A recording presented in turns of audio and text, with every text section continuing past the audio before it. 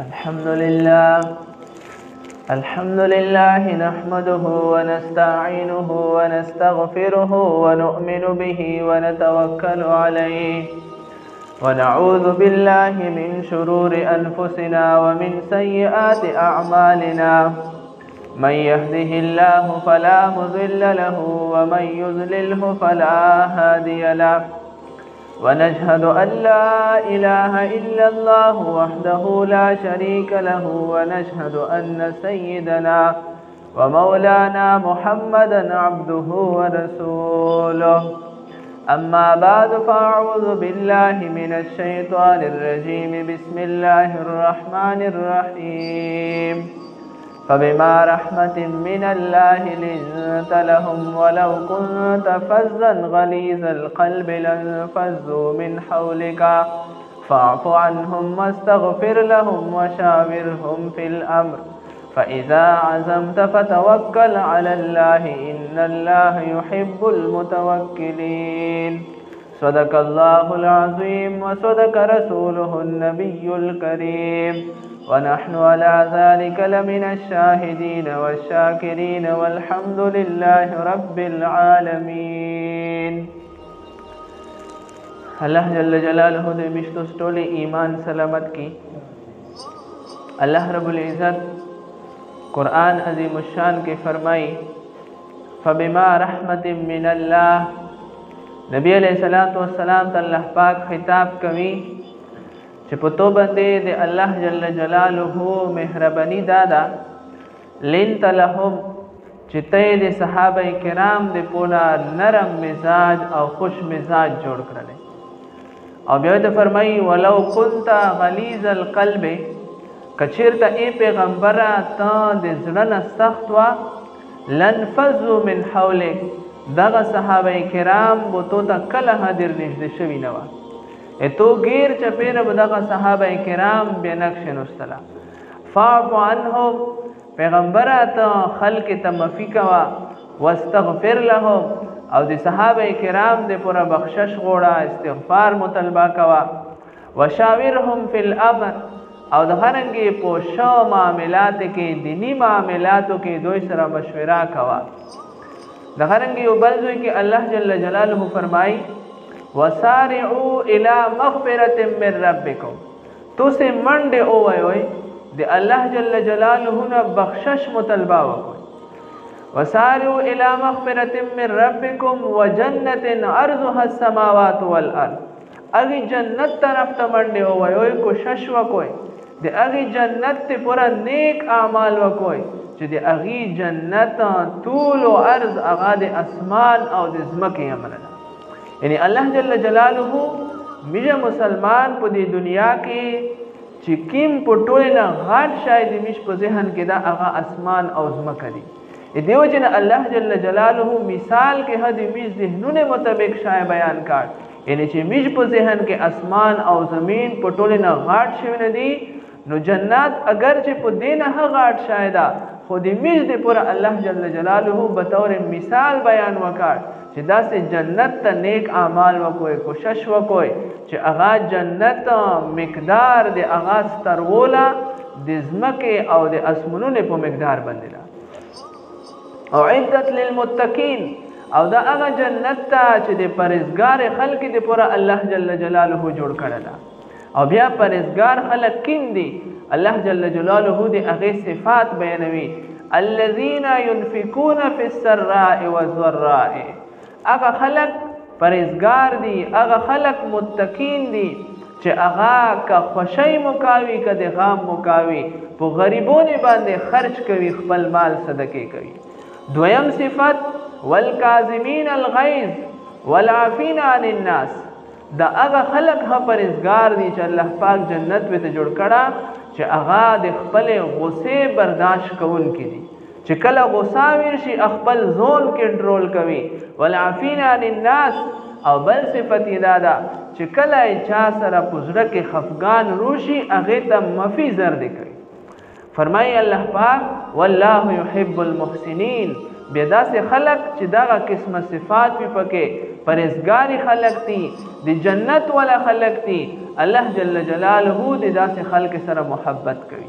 یعنی داسې خلق په دنیا کې هغه په الله پاک باندې ګرون وي چې کوم خلق یو بل مسلمان په خپل منځ کې مفي کوي، په زړه کې حسد، بغض، کینه، نفرت هغه د بل مسلمان د پوره نشروي، او چې کله غصه ویر شي هغه غصه باندې خپل ځون کنټرول کوي. نبی علیہ الصلوۃ والسلام ارشاد مبارک تا بخاری شریف روایت تا نبی علیہ السلام فرمای چې په ټولو نه بهادر انسان هغه نه ده چې هغه د چا سره خطاشي په غصه کې دویم کس الون د ځمکې ته ورسوي، بلکې بهادر انسان هغه ده الذي يملك نفسه عند الغضب، چې کوم انسان د غصې په وخت کې خپل نفس کنټرول کوي، خپل نفس په اختیار کوي، د خپل غصه برداشت کوي. نبی علیہ الصلوۃ والسلام فرمایي چې په ټولو نه بهترین بهادر او غاټ بهادر په دنیا کې دغه انسان ده. نبی علیہ الصلوۃ والسلام بل حدیث مبارک کې فرمایي ان الله رفیق یحب الرفق، الله جل جلاله نرم مزاج دا، هغه ته نرم مزاج خلق پسند دي. الله جل جلاله ته خوش مزاج خلق پسند دي. الله جل جلاله ته هغه خلق پسند دي چې هغه په زبان کې نرمي وي، هغه په چهره کې خنده پیشینی وي. او نبی علیہ الصلوۃ والسلام فرمایي چې کوم انسان د یو بل انسان ته مفي کوي، هغه سره په ښه اخلاق کې، ښه انداز کې، ښه په خنده پیشنۍ سره خبرې سره کوي، دغه انسان ته الله پاک دمره ډیر ثواب ورکوي چې دمره ثواب الله پاک دغه انسان ته په بل شي باندې نه ورکوي. یعنی حدیث نه معلومیږي چې د اسلام درس د مسلمان د پوره دادا چې مسلمان کې یو صفت ایمانی صفتونه کې هغه دا هدا چې انسان هغه خوش اخلاق وي، نرم مزاج وي، د بل مسلمان سره په زړه کې حسد، بغض، کینه، نفرت نسوتی، دا ایمانی صفات دي. دغه رنګه نبی علیہ الصلوۃ والسلام فرمایي درې شیونه حدیث کې بیانوي. نبی علیہ الصلوۃ والسلام فرمایي د هغه حدیث مثبت ترجمه، مثبت مفهوم د سدا. نبی علیہ السلام فرمایي چې کوم انسان صدقه کوي دغه مال الله جل جلاله کموي نه. یعنی بظاهر هو انسان چې چا د پیسې ویر کی، فرض کړي چې د هغه سره 100 روپۍ وي، 50 صدقه ورکړه، بظاهر هو پیسې کم شوي، او حقیقت کې دغه مال کم شو نه ده، دا آخرت کې د پوره ذخیره وګرځیدله. نو د صدقې سره نبی علیہ الصلوۃ والسلام فرمایي چې مال کمیږي نه، الله پاک نور زیاتوي او برکت پیدا پکې کوي. دویم شای نبی علیہ الصلوۃ والسلام فرمایي چې کوم انسان بل مسلمان معاف کی، غصه یې تغلی وي، څه تکلیف یې رسولوي، نو دای ولګي چې دغه غصې باوجود، د سختۍ باوجود، د تکلیفات باوجود خپل مسلمان ورور ته معافي وکي. نبی علیہ الصلوۃ والسلام فرمایي چې دغه انسان عزت کې ذره برابر کمای نه.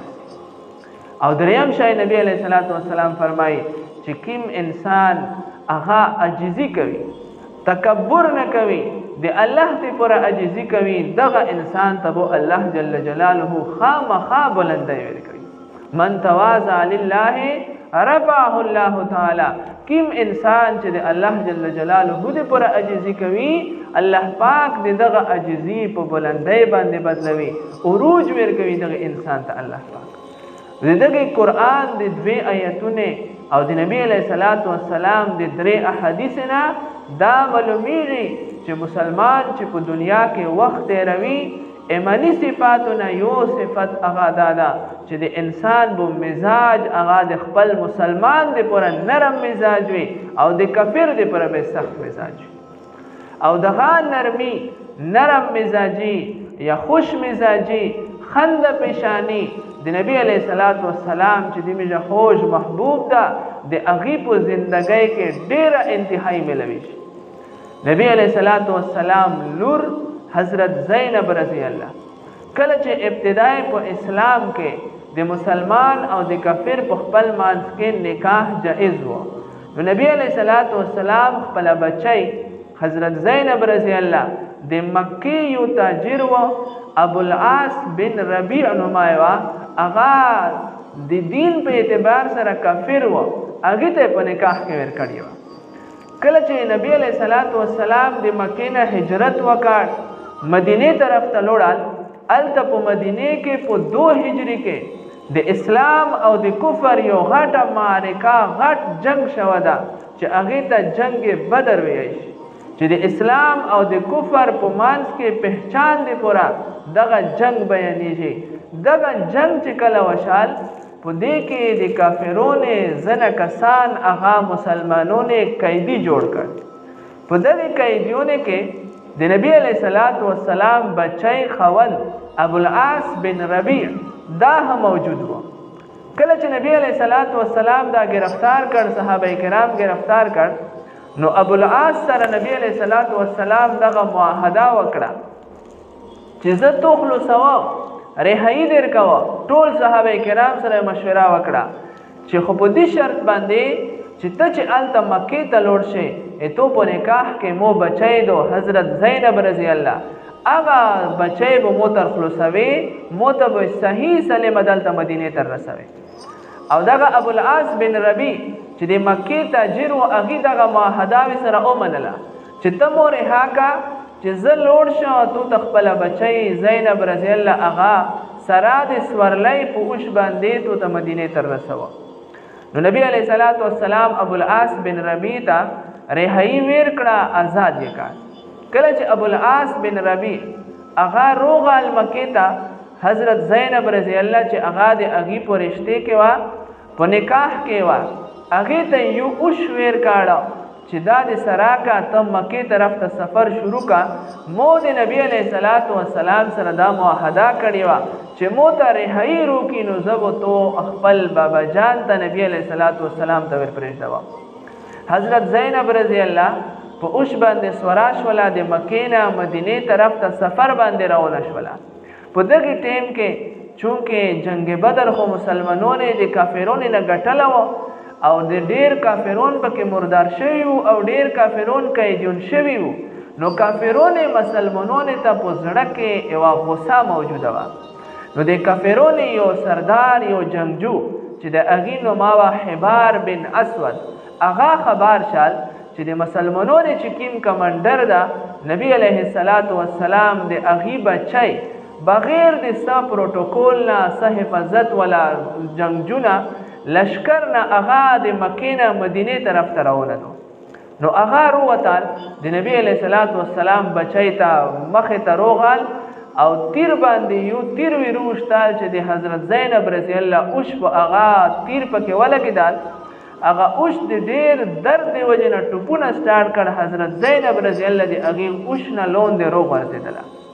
چې کله لون دی روغ ورسېدله نو البدايه والنهايه کې علامه ابن کثیر رحمت الله علیه لیکلی چې په دی وخت کې حضرت زینب رضی الله په هټه باندې حمل و او چې کله روغ ورسېدله هغه روغ ورسېدل دی وجنه دغه حضرت زینب رضی الله حمل هزه اشار او زخم هور باندې ولګیدل نبی علیہ الصلوۃ والسلام ته چې کله الته مدینه تر ورسېدا او دغه ټوله خبره یې ته بیان کړه نو د نبی علیہ الصلوۃ والسلام په سترګ کې خپل بچی تکلیف ته وجنه اوښ کې روغله نو دا هر انسان ته پاته دو چې د اولاد محبت دا د انسان په زړه کې فطرتي وي خامخا د خپل بچوي سره د خپل پلور هغه محبت یقیني وي نو نبی علیہ الصلوۃ والسلام بچی خامخا نبی علیہ الصلوۃ والسلام فطرتي محبت و نو د هغه په تکلیف باندې نبی علیہ الصلوۃ والسلام ډېر سخت خفا شه خو بیا هم کله چې فتح مکه وشوله دغه حبار بن اسود چې د نبی علیہ الصلوۃ والسلام لور ته تکلیف ورکړو او نبی علیہ الصلوۃ والسلام سخت ور باندې پریشان شو دغه حبار بن اسود د فتح مکه په مقابله نبی علیہ الصلوۃ والسلام ته روغال ګوړې نرکوس شال مخه مخ ته ودرېدل صحابه کرام خپل توره د تلوار د نیام نرويستلې او تیور کړل چې دا هغه حبار بن اسود دا چې د کافرونو کمانډر دا د مسلمانانو ډېر وینه بیاولې خاص کر د نبی علیہ الصلوۃ والسلام لور حضرت زینب رضی الله ته ډېر تکلیف ورکړو نو هغه تلوار ارويستل چې دا میشه مړکاو دغه حبار بن اسود نبی علیہ الصلوۃ والسلام ته فرمایي چې اے محمد مو دې تو بره کې ارویدلیو چې محمد صلی الله علیه وسلم هغه ډیر انتهایی نرم مزاج ده، هغه نه چې څوک د خپل بعد مفیو غړي دغه خامخا مفیو ته کوي. امو په ذهن کې اول سوال دار غلوا چې زب لوړ شو روم کافرون سره به ملاو شو ایتو سره به جنگ وکاو. بیا مې ذهن کې دا سوال روغال چې لوړ بشو فارس ایران طرف ته هغه کافرون سره به ملاو شو ایتو سره به جنگ وکاو. خو بیا مې ذهن کې روغال چې د مسلمانانو کمانډر محمد صلی الله علیه وسلم کډیر بعد هچا کړی وي خو چې څوک مفی نه اوغړي دای خامخا مفی ته کوي. بس زه تو تر غلیا چې کیم سمې کړي پاغه باندې توبګار یا زه مفی غوړم. نبی علیہ الصلوۃ والسلام باوجود دې چې هغه خپل لور ته تکلیف ورکړه و ډېر مسلمانونو ویني به ولوا. نبی علیہ الصلوۃ والسلام بیا هغه حبار بن اسود معاف کړ مفی وته وکړه ډایرکټ د نبی علیہ الصلوۃ والسلام سره اسلام قبول کړ. دغه تاریخ نه معلومیږي چې د میجه خوش محبوب پیغمبر نبی علیہ الصلوۃ والسلام یو صفت هغه دا هوا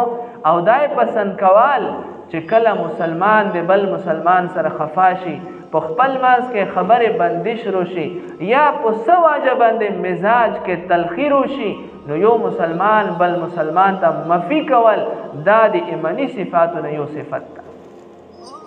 دغه رنګه د نبی علیه الصلاۃ والسلام چچا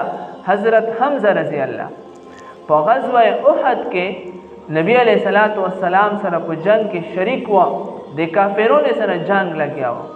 کافرونو کې ایواشا زینا و د اغینو ما و هند بنت عتبہ اغیو غلام و د اغیو وحشی نما و. دغه مالک خپل غلام ته ویلیو چې کچیرته تو په دغه جنگ کې چې د مسلمانانو سره میشه جنگ ده په دې کې د حمزه اغا شهید کړ نو د اغه په بدل کې وزتو ته انعام دادر کوم چې ته د مو غلام یې زبتو آزاد و گویا چې قیدی مې تو بزره حقوا آزاد کوا بده. نو چې کله جنگ احد شروع شال د مسلمانانو او د کافرونو په خپل مانس کې جنگ و نو دغه وحشي غلام د کافرونو طرف نه جنگیدال او د اغي بس دغه ذهن کیو چې زبو د نورې مسلمانانو نه زون بچ کوم چې مو څوک نه کی مړ او زه نور څوک مسلمانانو ته سنه صرف حمزه او اغا قتل او شهید کوا به. نو چې کله مقاده سے جوړه شو چې حضرت حمزه رضی الله یو غونډي سره په سایډ کې پټو تیرونه وشتل د کافرونو سره نو دای د سر ته طرف نه روغال. البدایه والنهایه کتاب کې علامه ابن کثیر رحمه الله لیکلی چې دوا تیرونه حضرت حمزه رضی الله اوشتل هغه شهید کړ. کله چې شهید کړ نو دا وحشي وی تروغال د حضرت حمزه رضی الله د نبی علیہ الصلوۃ والسلام چچا چې و د اغینه په خپل تلوار باندې غجونه کاټ کړ پمړونی پیزه وینه کاټ کړلا لسونه وینه کاټ کړ یعنی د اغي ولا لاش چې کوم هغه ډیر بدتر جوړ کړ. نبی علیہ الصلوۃ والسلام چې کله جنگ ختم شال او په دغه جنگ کې په خپل باندې نبی علیہ الصلوۃ والسلام غشونه مبارک اغا لګیدلیو په تکلیف باندې و حتی کې چې کتاب لیکلی چې دمر وینه پرواتی و چې د اغي په چهره باندې پوسه جم شوی و. نو بیا چې کله حضرت حمزه رضی الله نبی علیہ الصلوۃ والسلام ولیدال چې شهید یې کړ او د اغه نه باوجود د اغه اعضاء اغه کټ کړیو په هغه باندې نبی علیہ الصلوۃ والسلام انتهایی غصه شو او دمره پورې په غصه شو چې روایتو کې رسي چې نبی علیہ الصلوۃ والسلام قسم کړو چې حضرت حمزه په بدل کې به 70 کافرون هغه مردار کوا ځکه چې د شهادت سراسر هغه د اغیلاش نه غشونه کټ کړي و لسونه کټ کړي و پیزه نه کټ کړي و نو د حضرت حمزه رضی الله ډیر عجیب حال جوړ کړو. په دې بنیاد باندې نبی علیہ الصلوۃ والسلام ډیر انتهایی سخت غصه و. خو چې کله موقع روغله د اسلام د اسلام پلاو شال دغه وحشي آزاد شال خپل ملک آزاد کړ. نبی علیہ الصلوۃ والسلام ته روغال چې اے محمد ز اسلام قبلو. نبی علیہ الصلوۃ والسلام باوجود دې چې خپل چچا په شهادت باندې انتهایی دغه وحشي ته غصه و نبی علیہ الصلوۃ والسلام بیا دغه وحشي معاف کړ او اسلام یې قبول کړ. د نبی علیہ الصلوۃ والسلام د سیرت نه میجه ته ملويږي چې د نبی علیہ الصلوۃ والسلام کوم صفات او هغه صفات چې میجه خپلو نو په ایمانی صفاتو کې یو صفت هغه دا چې خپل مسلمان بل مسلمان ته معافي کوي. او چونکه د رمضان المبارک میاش روانه دو چې بل جمعه به تقریبا په رمضان کې رسی او الله جل جلاله رمضان المبارک آیات چې کله په قران مجید کې بیان کوي چې مور یې په امت باندې ویلې فرض کړي. تفصیل به په رمضان کې کو خدالته یو نقطه الله پاک دې هغه نتیجه بیان کوي چې لعلکم تتقون. د روزې مې په امت باندې ځکه فرض کړي چې امت هغه تقوادار جوړ شي، د هغه سره په ذهن کې او په زړه کې خوف پیدا شي. کله چې د انسان سره په زړه کې او په ذهن کې د الله جل جلاله خوف وي، د آخرت د قبر عذاب نه دور وي، نو دغه انسان به د ګناه نه ځون بچ کوي. نو ګویا چې الله پاک چې میجه باندې د رمضان روزې لري هغه سپیشلی فائدہ مشته دادو چې میجه سره د الله جل جلاله خوف پیدا شي، د ګناه نه بعد شو جنت ته داخل شو. نو اوس ظاهر خبره دو لکه په دنیا کې چې میجه عام طور باندې چشي ته رنگ ورکو کلر هغه د پوره میجه خامخا پیله چې چشي ته رنگ ورکو هغه پیله شوی ته صفا کو بیا رنگ ورکو به ششتا رنگ هو خولي. دغه رنګ شزینا چې کله میک اپ کوي په خپل مخ باندې نو چې ته ایوا شزینا بغیر د مخ وینځلې صفکول نه ډایرکټ میک اپ نه کوي، پیله زون صفا کی بیا میک اپ کوي، بیا دغه میک اپ یا دغه صفایي نه بعد رنگ هغه ششتا لګیږي او صحیح وخوري. دغه رنګ د انسان زړه دا کچیرته دغه سي ګناهونه نه ډاک وي، د بل مسلمان د حسد د بغض د نفرتونه نه ډاک وي، د بل مسلمان سره د خبر بندولې او د غیبتونه نه ډاک وي، به دغه د روزې ټول رمضان رجات رشمیش پروژیا پزرونه باندې بالکل اثر نه کوي. خو کچیرته د رمضان ارتل نه مخ کې امیر چرچا ظلم کړه، تکلیف یې کړه، اگر چې انسان نفس شیطان مکاور کوي چې ما معاف کوا ډیر تکلیف دې سره کړه، خو بل طرف ته د نبی علیہ الصلوۃ والسلام د امت ته پورا راهنمایي دادو چې بهترین انسان دغه چې هغه خپل مسلمان ته معاف وکړي. خو چې کله موږ د خپل مسلمان د پورا د مفای اعلان کوو نو ظاهر خبره ده د هغه مسلمان باندې کې چې موږ زړه کې کیم حسد ده، کیم بغض ده، کیم نفرت ته اب ټوټل ختم شي. چې کله زړه صفا شي بیا د رمضان روزې انسان ولري او هغه روزې په دغه زړه باندې اثر وکړي نو بیا انسان ته فائدہ ورکوي، د الله جل جلاله خوف هغه په زړه کې پیدا شي. نو الله جل جلاله د وکړي چې میشتو ټول زړونه د رمضان د پورا د یو بل مسلمان د حسد بغض د نفرتونه نه بالکل پاک صاف او شفاف وګرځوي. واخر دعوانا الحمد لله رب العالمين. ربنا ظلمنا انفسنا وان لم تغفر لنا وترحمنا لنكونن من الخاسرين. وهو الذي ينزل الغيث من بعد ما قنطوا وينشر الرحمة وهو الولي الحميد. ربنا اغفر لنا ذنوبنا وكفر عنا سيئاتنا وتوفنا مع الأبرار. وصلى الله تعالى على خير خلقه محمد وآله وأصحابه أجمعين برحمتك يا أرحم الراحمين.